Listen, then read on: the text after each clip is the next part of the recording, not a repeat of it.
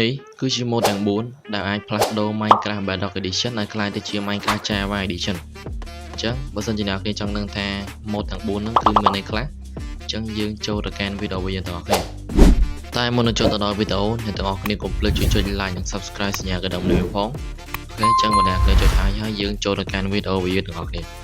អញ្ចឹងសម្រាប់ម៉ូដទី1របស់យើងគឺមានឈ្មោះថា VDX Desktop UI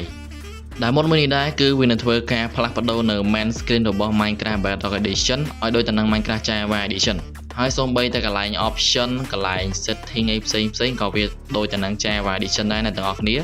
ហើយ inventory នៅក្នុងខ្លួនយើងក៏ដូចទៅនឹង Minecraft Java ដែរអ្នកទាំងអស់គ្នាទាំងការ craft ទាំងកន្លែង craft ទាំង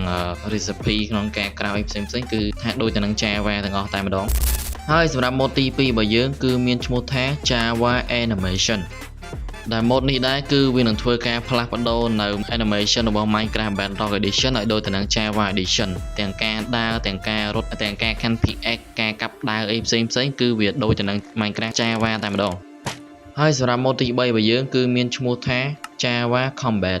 ដែលម៉ូដមួយនេះដែរគឺវានឹងធ្វើការផ្លាស់ប្ដូរពីការវាយ mob បែបនេះឲ្យទៅជាបែបនេះ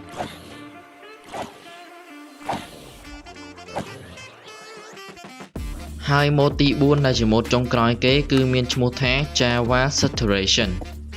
ដែលម៉ូដមួយនេះដែរគឺវាជួយឲ្យយើងឡើងឈាមបានលឿនជាងមុននិងច្រើនជាងមុនអូខេអញ្ចឹងសម្រាប់ link ម៉ូដទាំងអស់គឺខ្ញុំដាក់នៅខាងក្រោម description អូខេអញ្ចឹងជួបគ្នានៅវីដេអូក្រោយបងប្អូនបាយបាយ